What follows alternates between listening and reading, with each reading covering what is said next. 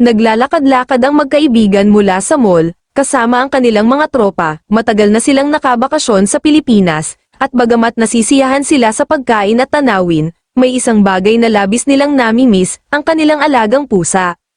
Habang naglalakad sa isang makulay na kalye na puno ng tindahan, agad nilang naisip na baka may makita silang pusa na magpapaalala sa kanilang alaga. Pagpasok sa tindahan sa mall, ubong sa kanila ang isang maghiliw na tindera na may pusa sa harapan nila. Tuwang-tuwa sila. Hindi lang pusa ang nakita nila, nagdesisyon din silang bumili ng mga paborito nilang pagkain Pilipino sa mga malapit na tindahan. Sumama sa kanila ang mga tropa nilang Pilipino na masayang nagtuturo kung saan ang pinakamasarap na pagkain kahit malayo sila sa kanilang pusa. Ang init ng pakikisalamuha at pakikisama sa Pilipinas ay sapat para pansamantalang mapawi ang kanilang pangungulila. Sa huli, umuwi sila sa kanilang tinutuluyan ng may mga bitbit na pagkain at mga bagong alaala kasama ang kanilang mga bagong kaibigan. Nag-iisip na balang araw, maaaring magdala sila ng kanilang alaga sa Pilipinas para makasama sa kanilang susunod na bakasyon.